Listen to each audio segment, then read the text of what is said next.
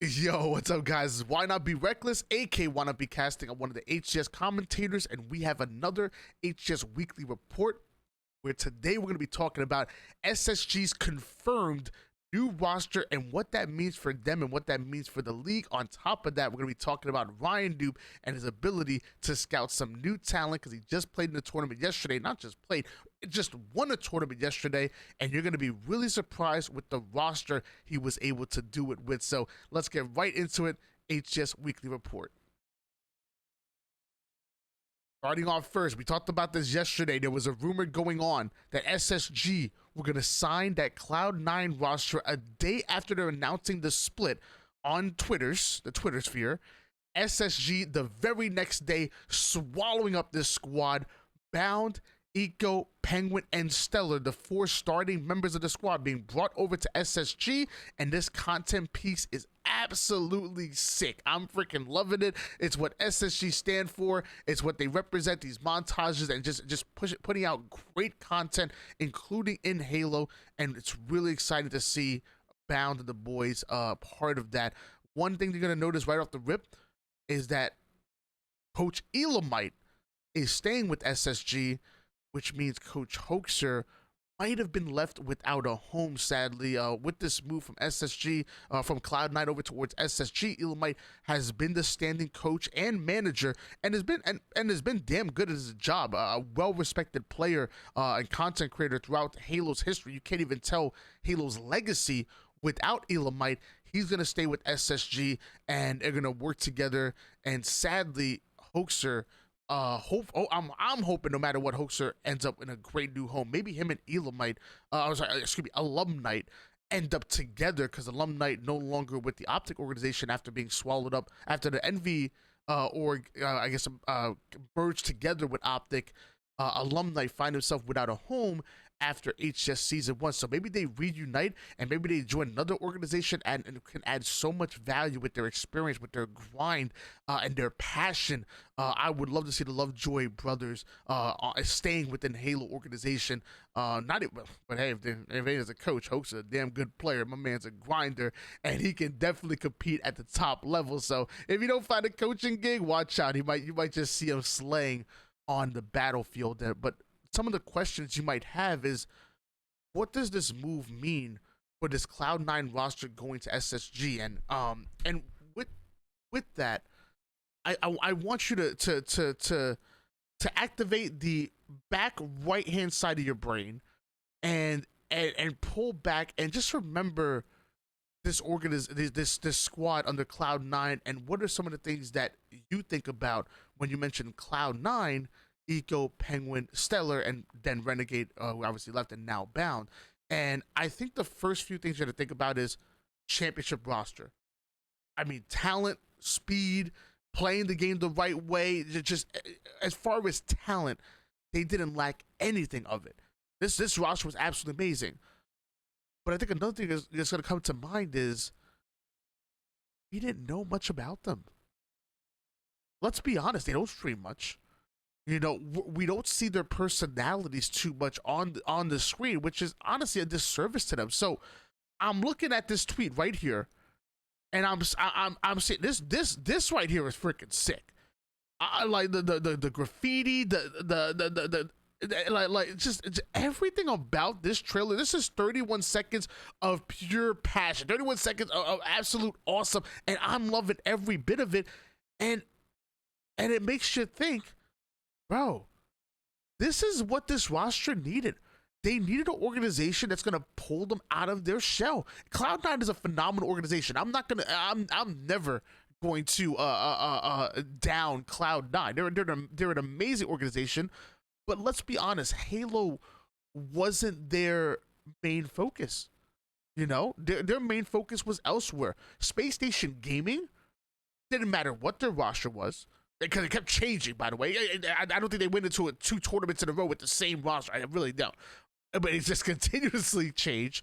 But one thing that stayed constant was SSG's passion and their love for Halo and for it to thrive. You know, I talk about their merch being absolute top notch, them always having a booth and giving away a bunch of stuff, whether it's the big energy, or even submerged towards the end of the events, always being active with the community, a little bit of trash talk on their Twitter. Like SSG's content and passion for Halo is top notch. I love it. I'm about it. So that's going to come out. They're going to make these boys do content pieces just like this, and that's not a bad thing. Did you see Eco right there? Hold on. Did you see? I swear I saw a half smile on Eco's face. Hold on. That's the happiest I've ever seen Stellar in my life. I swear to everything I love. Happiest I ever seen in my life. But that, we're going to see that personality coming out of these boys, and I think that's great because I feel like Cloud9 were often seen as the villains based on us just not seeing enough of them, and I think that's going to change now that they're signed under SSG. So this could be a phenomenal move, and I'm really excited to see where SSG going forward into season 2. I will say it's going to be really hard for me if I'm casting them to not call them Cloud9. I'm about to get that out of my system, but SSG signed the roster, and ever since then, Penguin has done a little bit of a Q&A in the SSG Discord, and my boy Fox was nice enough to screenshot some of the events and send it over to me, and we're going to talk about some of the things that he's excited for, and again, this is coming out of his own mouth.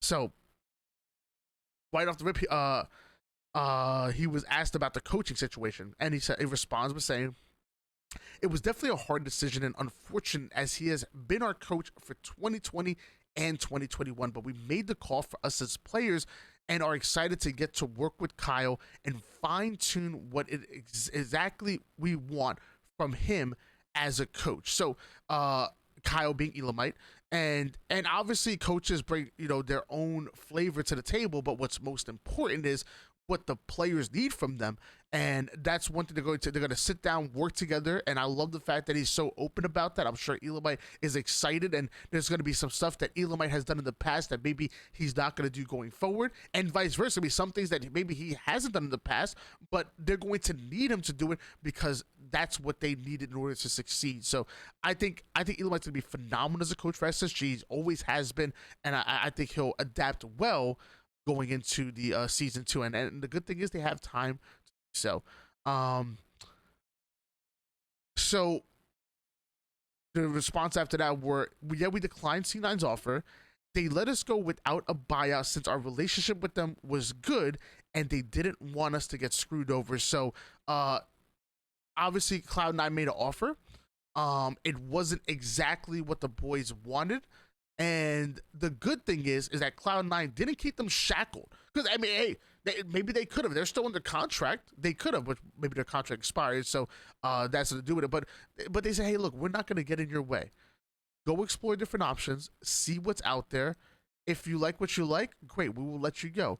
If not, our offer still stands, and we would love to bring you back on. It's a great way to go about negotiations, and from Penguin's response here, that's what it sounds like it was.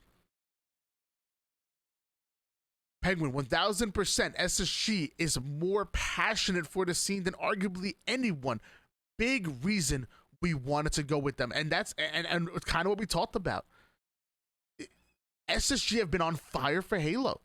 Their content has been amazing. They've been in the scene, boots and everything. I'm excited to see this roster with SSG because it might lead to them no longer being the villains. We're going to see their faces a lot more. We're going to see their personalities a lot more. We're going to see more content out of the boys, and with that, we become more familiar with them, and we tend to root for them more. It's one of the reasons why I'm so invested on telling you guys about the players.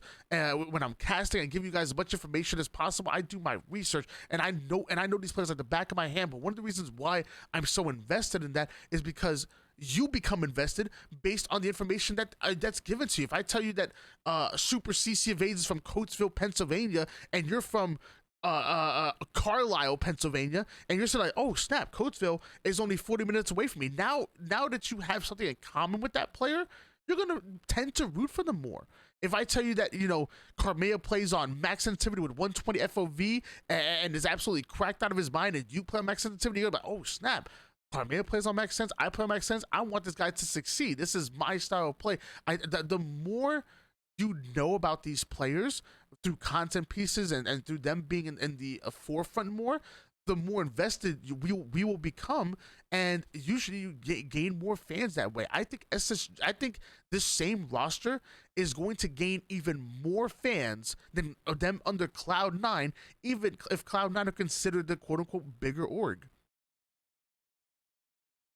TLDR, C9 dropped them, which you know they made an offer that I guess was not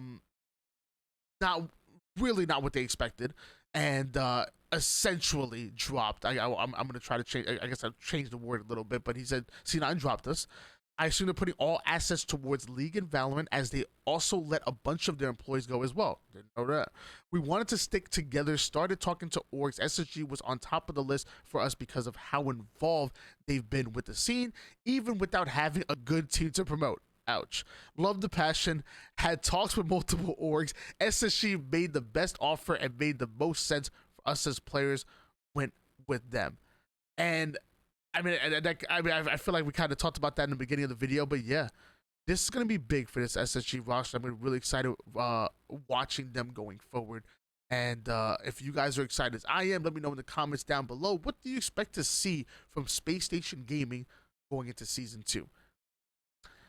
Now, let's switch gears a little bit, because I mean, they didn't compete in the Esports Arena tournament yesterday, our first 4v4 competitive tournament that we've had in quite some time. However, other teams did, including Incognito, captained by Carmea, but made up also of Ryanoob and Rain, who they've been scrimming with Carmea for quite some time.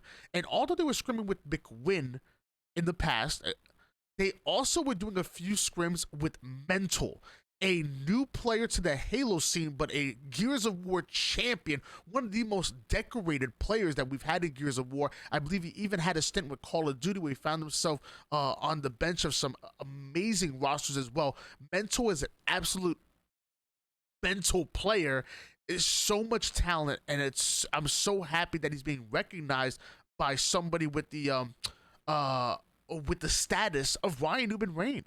When you get scouted by these boys, like, doors start to open for you, and maybe Mental might be one of the missing pieces that Ryanoob and Rain need in order to take that next step and to get back to where they were before, back at Raleigh when they got top 2, back at Anaheim when they got top 3. Maybe Mental and Carmea might be that blueprint that they need in the past. So Incognito, able to go through Rebirth, even going through Proton Gaming, which I believe is actually going to be their team going into Season 2. They're heavily running and scrimming with them. Then having to play against Argyle, who was made up of Piggy, Huss, Spartan, and Straight Sick. We had a Spartan and Ryanoob matchup going right at in the winners bracket finals, where Incognito were able to 2-0 them, send them down to elimination bracket. Argyle played Mortally and Friends very close on a no limit on the lose bracket finals to make it back into the grand finals, and then eventually Incognito pull off the 2-1 victory over Argyle to take first place in the tournament, and just to prove that Ryanoob knows how to scout that talent. Incognito played absolutely phenomenal, and I would not be surprised if that's the lineup going into Season 2. They've been putting in the work together. They seem good. They beat a very capable Argyle roster, and really excited to see where Incognito go from here. That was your HCS Weekly Report. If you guys like this kind of content, let me know in the comments down below. We'll be doing another one very soon here. The more news that comes in, the more time we do these. Thank you guys so much for stopping by the stream. Really do appreciate it as well. And yeah, we'll see you guys soon.